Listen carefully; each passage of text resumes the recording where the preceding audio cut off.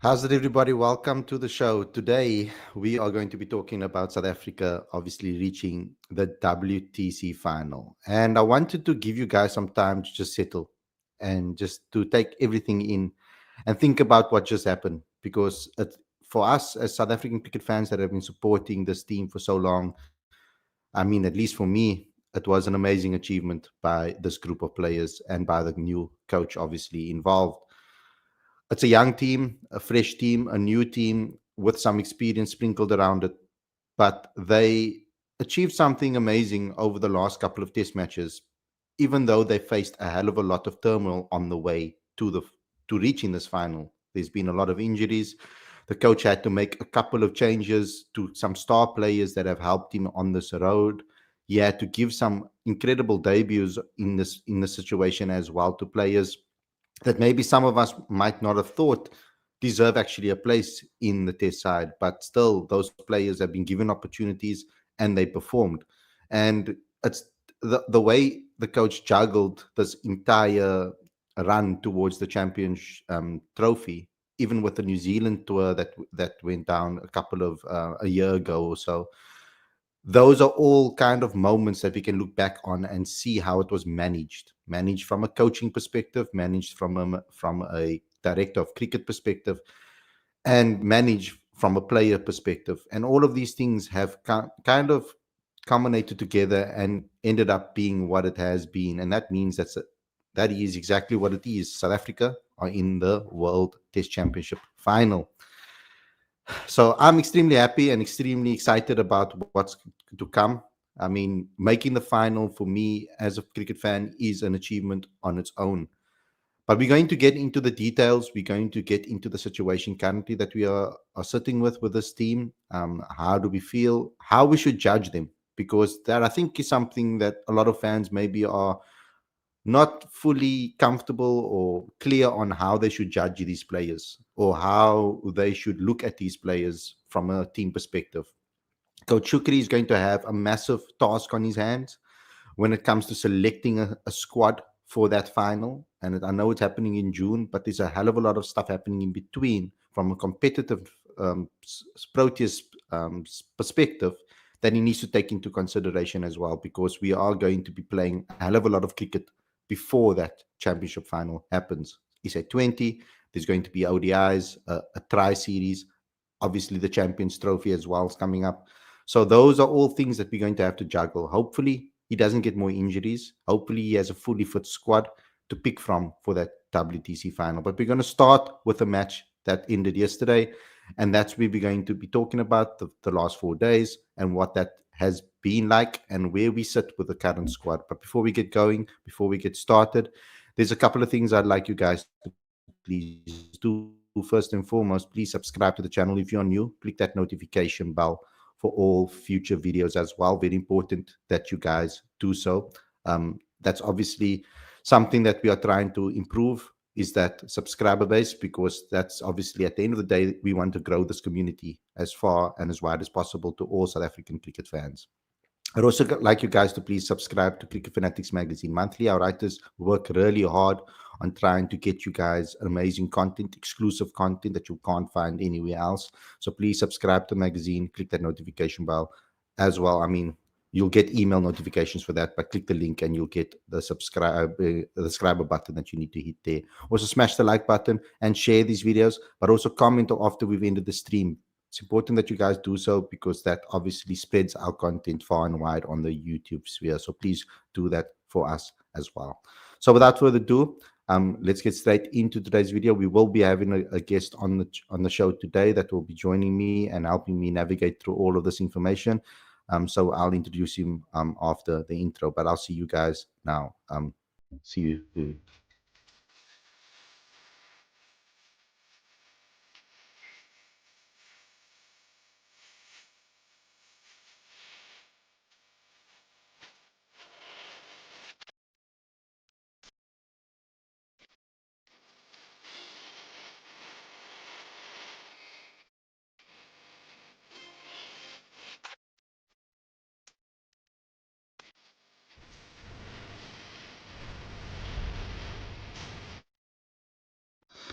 Good evening, everybody. Welcome to Cricket Fanatics Magazine, and this is your live cricket show. I'm your host, Khalid, and today I'm going to be joined by Stuart. Welcome to the show, bro. It's good to have you back. Hello. Nice to see you as well. You all good? Yeah, I'm all good. Guys, we're going to be talking about the test. We're going to start off with the test, of course, that concluded yesterday. From a neutral perspective, I must say, it was an entertaining test match. I think South Africa's players, they obviously a lot of them are kind of new to the test scene. I mean, a lot of them haven't necessarily played a hell of a lot of test cricket, especially with us only getting two test matches at a time. So they are going to have to obviously learn a lot of things on the way um, as they go about test to test at the moment. We've, I feel, in my heart of hearts, I believe that we've selected the batters that are the most technically sound from domestic cricket as we sit here and look at the rest of the players, the ones that are more comfortable with their game or the most comfortable with their game. That's how I feel about the squad. But let's just start first and foremost with the match, because from a neutral's perspective, it was fantastic. I mean, those Pakistan bowlers gave us the test, I feel, that exactly what we needed. It was, if you look at the heat maps of some of the bowlers, the positions that they hit consistently from both ends is ridiculous. And also at the paces that they do it at, moving the ball at will, in and out, but consistently hitting that third to fourth stump, or the three and a half to fourth stump area. Um, Making South Africa play, and if you miss, you're out. Kind of that's what they went with, and they when they found their length and when they found their lines and lengths, they stuck to that. And if you look at those heat maps and where the balls were pitching on the pitch, you will see that we're heaped around kind of in the same spot. But to give you guys a quick summary before me and Stuart get into the conversation here, obviously we had an interesting situation. I mean, South Africa bowled first in this particular match. Pakistan batted first, and we bowled pretty well. But I also do feel that we had a hell of a lot of luck when it comes to the bowling. We didn't bowl necessarily as consistently in good spots as I would say Pakistan did with regards to our bowling attack. We were a lot more all over the place. And I feel that when we listen to some of the press conferences, etc., that was kind of a plan from them to because they knew how impatient that Pakistan would get. That was something that they were willing to bank on. So with regards to that, that actually worked in their favor because Pakistan did get impatient. They started playing a little bit more attacking at times that they maybe shouldn't, and they gave the wicket away in some cases, especially with balls that were going down leg, getting nicks, etc. So I have to though give credit to the Corbin Bosch and Dane Patterson. They were phenomenal in that first innings. 5 wickets and four respectively, and obviously Corbin Bosch being on debut. Pakistan never really had an answer. Cameron Ghulam was the only one to score a half century, and they only managed to score 211. And at that point, I thought, you know what, South Africa, you've got this in the bag here. You just need to bat well. I had an inkling. I had an inkling that it would probably be Aiden Markram if others didn't perform that would step up. I did think, however, that maybe one of the other batters would step up with him, maybe Bedingham that didn't perform in the last few test matches, that they would also step up with him. But that wasn't the case. Our batters actually really struggled. Tony Rezorzi was bowled, ball kept low, Ryan Rickleton nicking off, of course, Tristan Stubbs, similarly, LBW. Then he was LBW by Abbas. And we also have to mention that Abbas was fantastic in this test series too. But um, it's something that we need to also look at from a Nazim Shah was also fantastic the way he bowled. But South Africa was saved, I would say, by Corbin Bosch, 81 not out over there to get us over the 300 run mark. Also on debut at his home ground, it's obviously something that he's very familiar with regards to the conditions. So South Africa scored 301 in that match, in that inning, sorry, and we took a slight lead. And then the start of the second innings for Pakistan, it actually started quite well, but similarly to their first innings, after getting like 40 odd on the board, lost very quick wickets. Marco Jansen this time around was the star bowler for South Africa to bowl them out for 237. Babar Azam did get a 50 before he was bowled by Jansen, and so Shakil got an 84, very well played 84, to get into 237 and to set the target of 148. And at this point, I thought South Africa had this in the bag. 148 run target to chase should, with 2 days to spare, should be a simple task for a South African batting lineup. It wasn't the case. We lost 2 early wickets on the rest of that day. The final session, basically the last half an hour, we were 27 for 3 at that point. By the end of the day's play, obviously coming off a little bit early because of bad light. But then on yesterday, of course, at the start of the day, we had a very good start. We had a good partnership building, a 50-run partnership between Temba Bavuma and Aiden Markram. But then once again, Aiden Markram getting a little bit unlucky, I feel. The ball did keep very low and it kind of angled in, and he was bowled, clean bowled by Mohammad Abbas, who was fantastic. I think he took 4 for 44 before lunch. So that was a fantastic performance from him with the ball. Skittled South Africa, we were in big trouble. But then after lunch, Marco Jansen and Kagiso Rabada. Oh, you must mention Temba Bavuma batted really well. Should never have walked. Don't know what he was doing. This is the second time he's walked for something that he hasn't nicked. Perhaps he thought he touched the ball. He thought he did. But he didn't. The Snicker obviously showed on the replay that he didn't touch the ball, and he actually ended up walking. But credit goes to Marco Jansen and Kagiso Rabada. Rabada 31 of 26 balls, 5 fours. Marco Jansen 16 of 24, 3 fours. They took South Africa home. They clinched the win for South Africa. Got us to 150, 2-wicket victory, and we are in the World Test Championship final. So that's the summary. What I want to know here, first and foremost, to it, how do you feel about us reaching that final, and what's your assessment of the game? Sure, I'm elated that we made the final. I was jumping up and down, and especially in the chase, I was biting my nails the whole time, especially when we got to 99 for 8. I was a bit hesitant that I thought we weren't going to get there. But yeah, it was good to see KG play some awesome shots at the end there. Yeah, I think our bowling, all in all, I was very impressed with our bowling. I know we didn't necessarily always bowl like a consistently good line and length. Especially in the first innings, I felt that we were a little bit lucky with some of the wickets that we got. Um, but yeah, all in all, I just think our batting has been good over the past year. I just sometimes worry that I feel like we are almost susceptible to a collapse if we get put under a little bit of pressure, like we were yesterday. I know the conditions were really in favor of the bowlers at Supersport Park, but yeah, I just thought that I was a bit worried that we lost so many wickets so quickly, and yeah, I mean, like normal fans, I sometimes worry, like how do I judge these players, kind of thing, and am I being too harsh? But yeah, I think for me, the guy that I'm a little bit worried about is David Beddingham.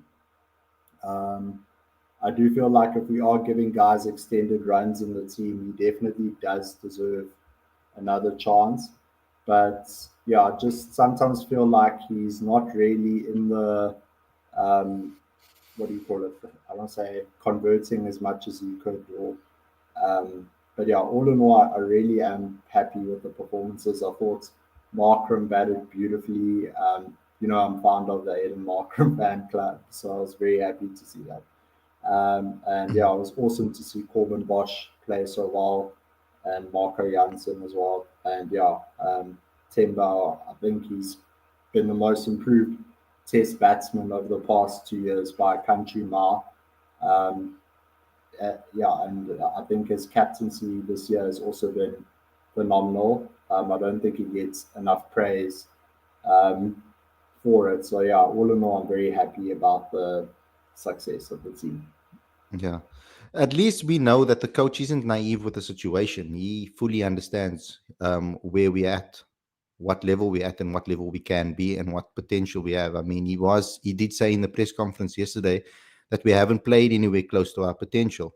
That is something that is very important to understand, So that need to be realistic about certain situations, of course, with regards to this team, how new they actually are. And it's good to know that they are a couple of there are some players in this team. They're starting to build a nice unity there because there's a lot of friends in this team that are they know each other quite well.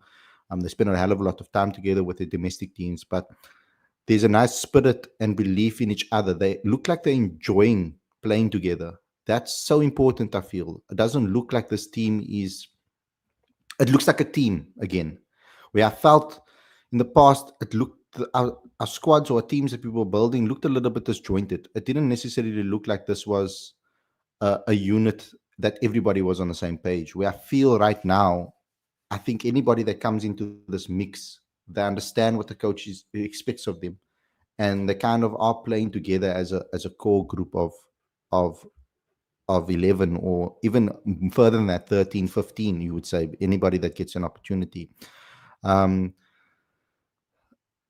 so yeah, I just want to read out some quotes from Coach Shukri that he said in his press conference yesterday. um they talking about those bonds, for example. He said, in Bangladesh, KG and I were having a chat, and he said something that will stick with me for a long time. He said, Coach, I've played in some great Protea sides with legends like Dale Steyn, Fernando Morne, Morkel, Faf du Plessis, but now I'm playing with mates. That rings so true for me. That's what they are, a bunch of mates together. They want to have a hell of a lot of fun and win.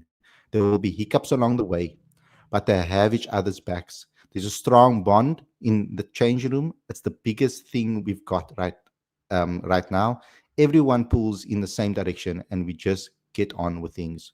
We leave egos at the door. We play for each other. We are trying to find a way, whatever the obstacles are, find a solution rather than delving too deeply into things. And I think that's very strong comments from the coach.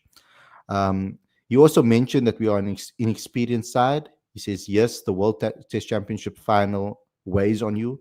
You want to get there, and don't mind how you get there.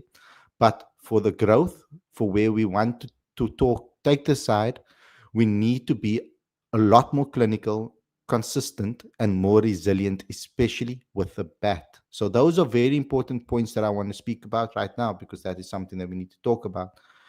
Now, Stuart, what you make of those comments from Coach Shukri? I mean, that sums up. I feel that it sums up the situation with the current test side beautifully. Yeah, I think you can see that they do obviously get on quite well, and I agree with what you said in the past. It kind of seemed a bit like clicky and a bit disjointed. Um, and yeah, I think for me the biggest thing that as a fan I've enjoyed seeing is like some positive news about the Proteas now, and seeing people actually like keen to play Test cricket and Mm. represent the country. So I think for me, I fully do embrace that, and we've seen with other countries like Australia how that sort of bond can lead to better performances on the field and all of that. Yeah, Um, or to ball tampering. No, I'm just joking. oh, you said it, not me. um, but, but yeah, all in all, I really do love it. I think it's like nice to see how guys like get so psyched up for each other. Like when Corbin took a wicket, you saw Markram run up to him. I know they were at Boys High together. I think a lot of the franchise cricket around the world has probably helped with that a little bit. And also, obviously, these guys would have played in similar age groups Yeah. and stuff like that. With the batting, the other night, Ashwani and I were having a discussion, and um, I kind of have a feeling, and I don't know if you have the same sort of view.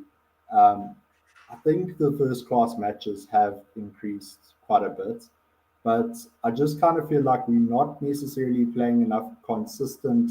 I would say not competitive. Like first class cricket is competitive, obviously, but I'd kind of like to see our batters maybe go on some more sort of A tours and maybe just get a little Mm. bit more exposure in different conditions and stuff like that. Um, because You're I actually think, spot on there, Stuart, because we're actually playing less first class cricket than we did before. Mm. The because of the split up groups and etc. We're playing a lot less matches. They want to increase it. They have been Mm. speaking about increasing first class cricket because there's a big problem. But I'll get into that next. Continue. I just wanted to tell you that you're actually on the right path Okay. I wasn't there. sure. I was like, am I talking nonsense here? But I think for me, the biggest thing is just, it's, I know a lot of people say, oh, this guy's got this technical flaw and that guy's got this technical flaw. Um, to me, I kind of think, yes, there are ways that you can improve batters' techniques and all of that.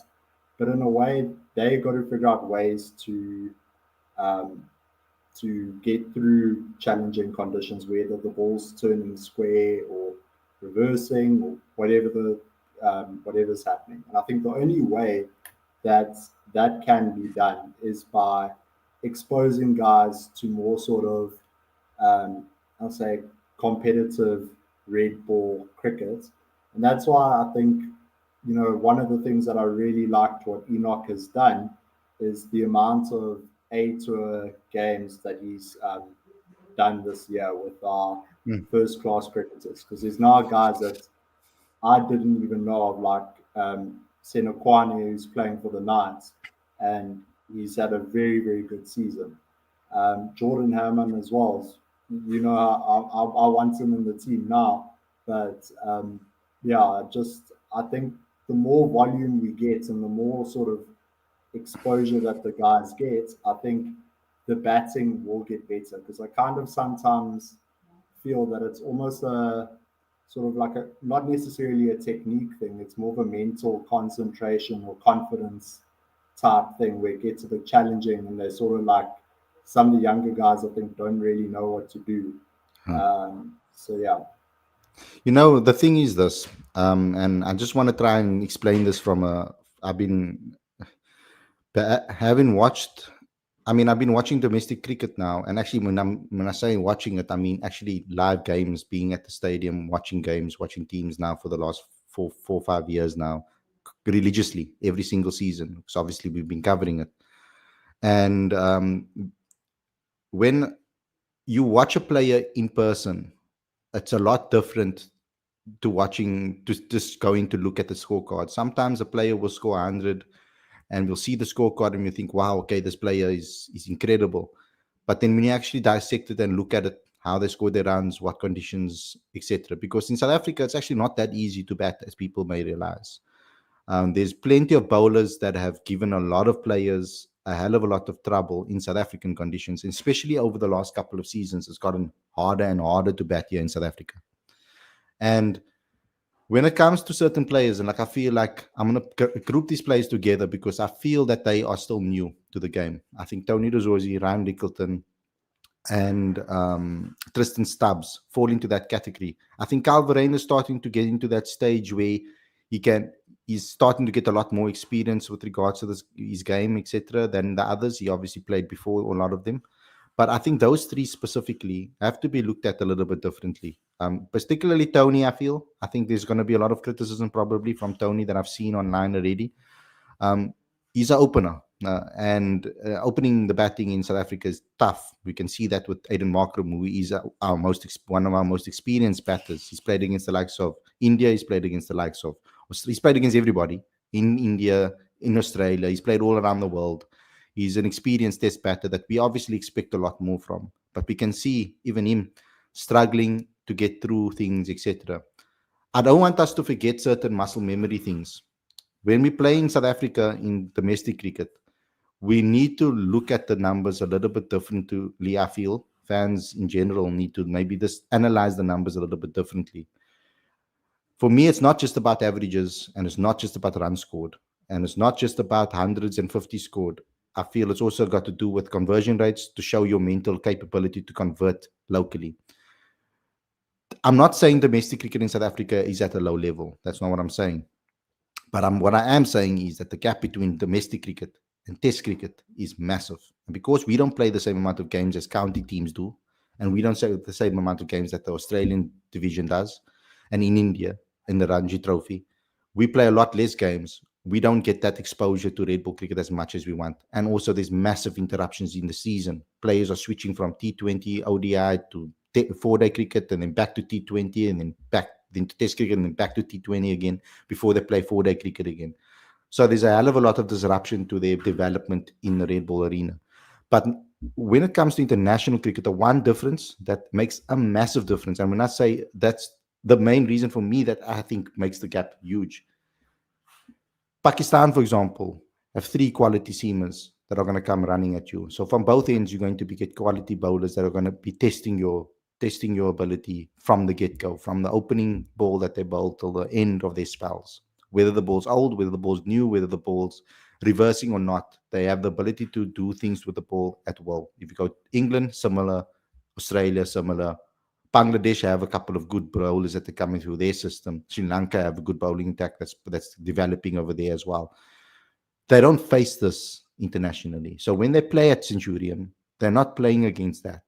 They'll maybe get one bowler that is brilliant on the one end, and then they'll kind of get a little bit of a break basically on the other end, where a bowler is not maybe as consistent, because at the moment where our domestic cricket is at, a lot of the experienced guys have actually moved on, and we're getting a lot of newer, younger guys coming through the system.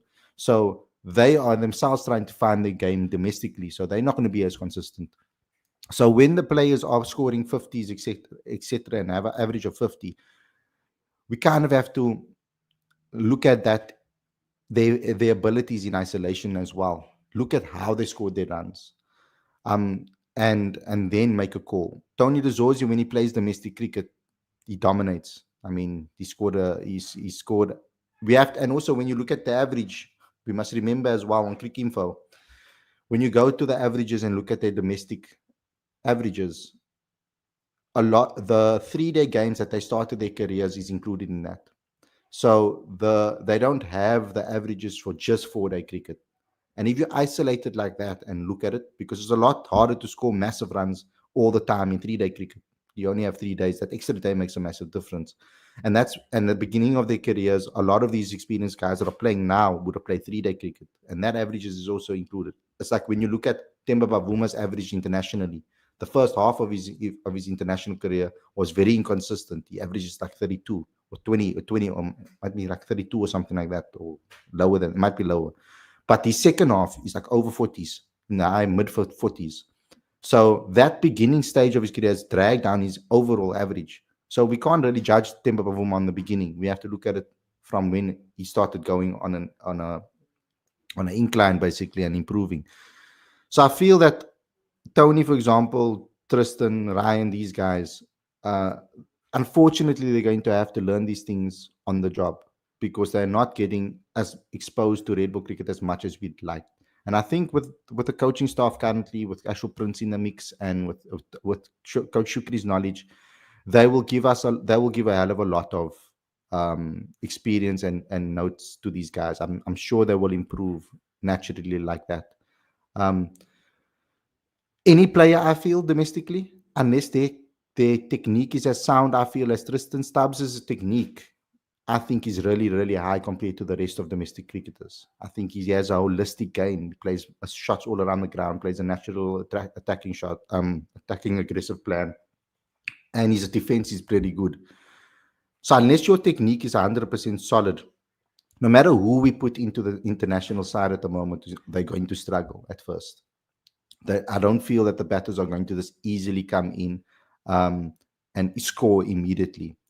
I'm looking at guys like, for example, I see Lorenzo mentioning Jordan Herman. I watched him play in the CSA Invitational live. I watched the full game. He got a tuck in his first innings, scored 100 in the second. But the manner in which he scored that 100, it was a brilliant knock to watch, and he was very attacking. But we also need to remember that was like a very young England team. There were 16, 17, 18-year-olds in that team, actually, which I didn't actually know until I was there at the ground, because a lot of people were going crazy on social media about the performance, but they didn't realize that we're playing a bunch of kids in England. It's not even the A side. And we also obviously didn't feel our A side. So there's a lot of things that we need to take into consideration with that. And I think that the experienced guys domestically that have played for a very long time in domestic cricket, and if they're performing at this level, they need to be able to obviously be given an opportunity to play internationally and be given a run in the side.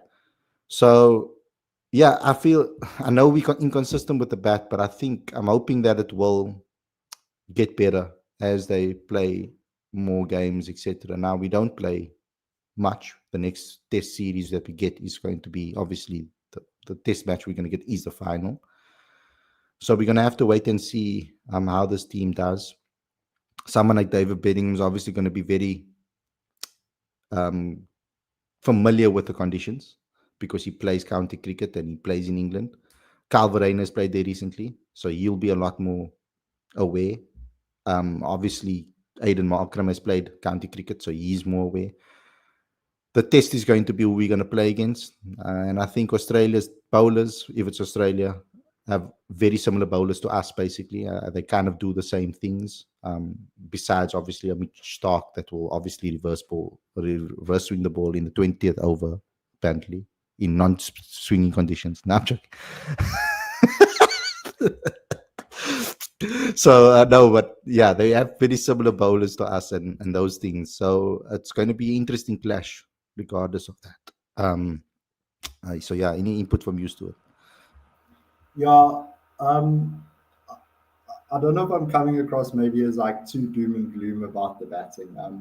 I think for me, it definitely has improved. I think three more guys that I'm really have been really impressed with this year is Stubbs, Carvarena, and I think Timber in terms of like consistency and when they're scoring runs.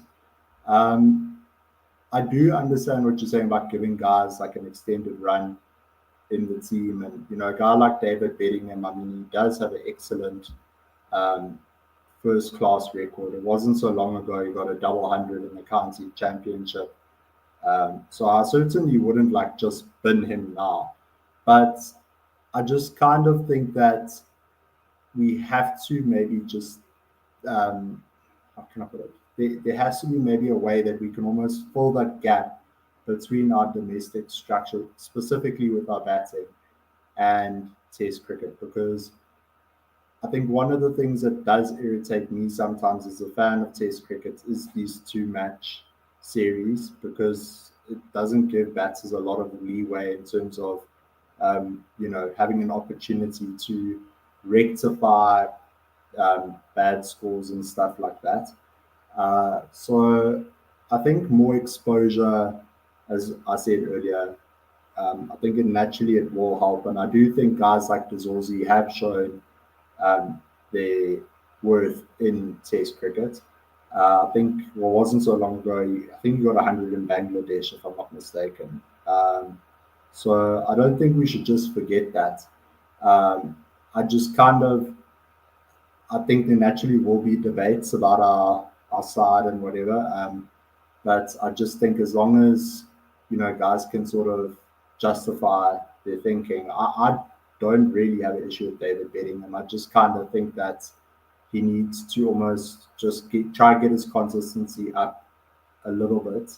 Um, and same goes for guys like Rickleton, as you said. He's shown how good he is at the Lions, and I think having coaches like Amla and Domingo at the Lions have been, I think, very helpful to those guys there. So yeah, I do think that all in all, we can be really, really chuffed with where we're at, and yeah, I think we'll be well prepared to face any possible reverse swing that might happen at Lords. Um, but I mean, the yeah, improvements, the improvements in have been ridiculous because I mean, we've when last have we seen so many different hundreds being scored by different players yeah, in consecutive series now? Like we've had different people. What I like about this is that we've had different people step up at different times. Even with a bowling attack, maybe one innings you'll have Dane and Corbin taking wickets or Vian Mulder taking wickets in the one, and then it flips around in the second innings and it's Marco Jansen again with KG, and there's that constant change. There's always someone else that puts up their hand and has been performing. I mean, I mean, at some point, it will happen where they this click and all of them perform. I mean, yeah, it's just a matter of time. I feel, and I think they're in going in the right direction, in my opinion, when it comes to that. Because I mean, the biggest thing for Coach Shukri is going to be that when everybody's fit, who is he going to pick? because Vian Yeah. Mulder is still available. Anrik Nokia could possibly still play Test cricket. Nandre Burger. Lande Berger comes back into the mix. Lungin Gidi is still around. There's Mm, there's obviously Gerald Kutsia that's floating around as well. Still, we've got the mm. likes of all of these batters. I mean, to fit in Yes. everybody, it's going to be extremely difficult. Mm. I do think the one concern that I do kind of have, and I'm not sure if they have anything planned or not. I think obviously with the SA20 happening in January, Feb, and I think the Champions Trophies shortly after that.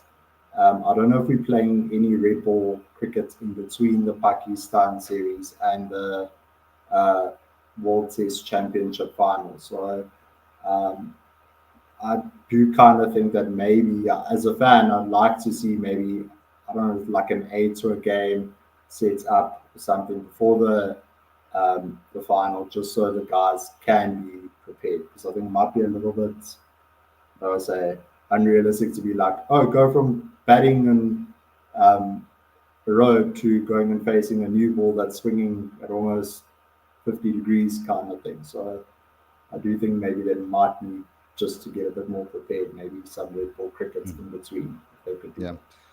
they are trying. I think from what I've heard, they are working on more SA tours, more emerging tours, etc. We need it because my biggest concern is the lack of red ball cricket played by the youngsters. Guys are coming out of school, and now we even got SA. What's it called again? Schools SA20, I think it's called. Now they've got that already. A massive incentive for youngsters to come out of school and play T20 cricket and not the red ball game. And I think things like that kind of annoy me because now we are getting situations where these guys aren't going to be exposed to the red ball game. There's no red ball cricket at club level. There's no 3 day cricket anymore that we used to have semi-pro cricket where players used to get involved in and it used to count to their first class scores. So a lot of them would have played in semi-pro teams first before they play for the franchises. So those are things that are changing in our cricket system. And obviously the T20 game is obviously being highlighted here and focused on a lot more than the red ball game. And that's a concern for me because Kai Majola week, for example, there was no time cricket, no red ball cricket. And that was the part that I used to enjoy the most about Kai Majola week. We only had 50 over and then a T20 final. So these guys are coming out of school and they're just playing white ball cricket. By the time they hit, for example, their franchises and they are needed for a 4 day game, especially in teams that are overly populated with Proteas players, they're going to have to rely on the next gen to obviously play in certain games. And those players are going to be learning 4 day cricket on the go. Where are they going? That's the problem over here. So that's something we need to obviously sort out as well. Is that pipeline of red ball cricketers? Mm. Yeah, I do think maybe, I don't say, I just think it's so hard with the calendar now, to try and get guys to come play Test cricket. Also, the financial appeal of T20s and stuff like that, I think is obviously hard. But having said that, I think hopefully seeing the guys make the finals can hopefully encourage some guys to maybe want to play a little bit more red ball cricket. Um, I do think there are a lot of young guys coming through that look up could potentially be in the squad in the next cycle. I think I don't want to do what I did with Deerwald and jinx people and all of that, but a guy like Luandro Pretorius, for example, I think has got quite a bit of potential, and I just think we need to try. Um, I want to say, even if we send guys overseas to go play club cricket in the UK, I know it's not always necessarily the easiest thing to do with visas and stuff like that. But I just think we can't just be in a situation where, we're saying, oh, guys are learning, and then, puts them under pressure and makes them less confident. Um, so I do agree with you. I think there has to be something before maybe first class level, like maybe with the under 19s, they can go do um, tours of the UK or Australia. I think they used to do that quite a bit. So yeah, I do think that could help a bit. Mm. Also, do think maybe introducing the under 19s to, and I know we spoke about this I think last year, maybe putting them in some Division Two like warm up games or something, just so that the guys at least coming through aren't going into their franchise completely cold turkey and like never having experienced it Yeah. before. Um, so yeah, I think it could maybe be done at an under 19 level. I think at school level it might be a bit more difficult to do that with exams and holidays and all of that as well. Yeah. So my concerns at the moment, guys, I'm actually not concerned about the test unit and the test team. I think they're in very good hands at the moment. I think we're moving towards the right direction. I feel that they have the right support from a coaching staff involved there. And I really think that they have the right personalities within the squad.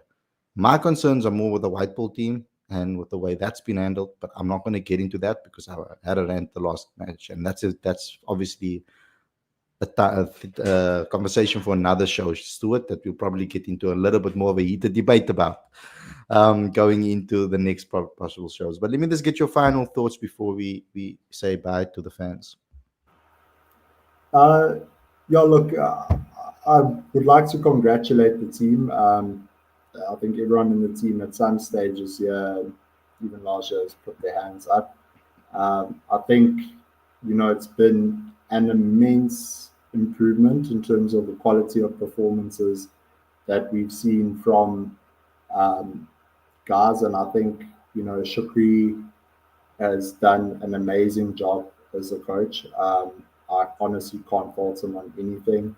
Um, I do think that Enoch also has done an amazing job as director of cricket. I really like the A tours that he's done. I do think also, the amount of young cricketers coming in, as you were saying, to the first class system. Yes, it's they're not as experienced, but in a way, it could be our advantage in a few years' time. Um, I know I am normally Mr. Impulsive and does say, "Oh, drop this guy and put this guy in." But all in all, I think it is very hard to kind of criticize people specifically. Um, I do think you know I I can't think of another South African team aside from the team that got to number one in 2012 um, that has shown so much determination since. And I think everyone who's been involved in turning South African cricket around from the COVID days and all of that, so I think they all deserve a huge round of applause. And I think you guys and the fans, it's also been um, a part of it, and sharing your opinions and stuff like that also need to be acknowledged for everything that you've done. And Khalid, I think the work that you've done as well, yeah, sorry, I think you also need to be congratulated for what you've done in terms of bringing people to the game and all of that. So well done. No, well done to everybody. I think we all this community's been great and it's growing, and I hope that it continues to grow. But Stuart, thanks a lot for being a part of it as well. Obviously contributing with amazing articles and interviews that you've done and coming on the shows when you can. To all the fans out there, thanks a lot for tuning in. I hope you guys enjoyed this episode. Please smash the like button, comment, share, and don't forget to obviously subscribe to the channel. That's very important that you do so. Click the notification bell for all future videos as well, because we won't be we you need to know, you need to click the notification bell to know when we're going live, because it's going to be in a cricket season like as busy as it is. I won't always be able to go live every single day because there's so much I have to cover. There's a lot of writers that have moved on and gone to work for companies, etc., and I help, we help them on their path to get there. So I'm busy trying to almost recycle and refresh the new way forward for Cricket Fanatics magazine at the moment. So a lot of the stuff we're doing on our own. A lot of the stuff I'm doing on my own as well. Stu's been helping out a hell of a lot recently as well. So we trying to bring you as much content as possible. Remember, we're not only a YouTube channel. We have a print. We got a digital magazine. We've got a website to run. We've got a social media accounts that we need to keep up to date. We have to be present at games, etc. And there's the business side that we have to get right so that I can hopefully end up going to Lords, because that's obviously going to be an aim for us, yeah, so that we can try and get there for that match, because it's very expensive to obviously go to England. We'll need all the help we can get. If you guys want to get involved with a Patreon account, this PayPal account, wherever, I've got that all in the link. If you want to give a little donation to help towards that, anything helps. But yeah, guys, thanks a lot for tuning in. To the guys that are in the live chat, thanks for being an awesome audience, and being there every single day throughout the year. Whenever we've gone live, you've been there. Thank you for all the support that you guys have given us over this year. I wish you guys all an amazing New Year. I hope you had an amazing Christmas, but I wish you guys all an amazing New Year, and I hope you have an amazing, joyous day with your friends and your families, and you enjoy this period and this festive season and this festive period. We'll be back again with a preview for the next test series very, very soon. So click the notification bell to get notified for that. Everybody out there, thanks a lot for tuning in, and we'll see you guys again very, very soon. Peace out.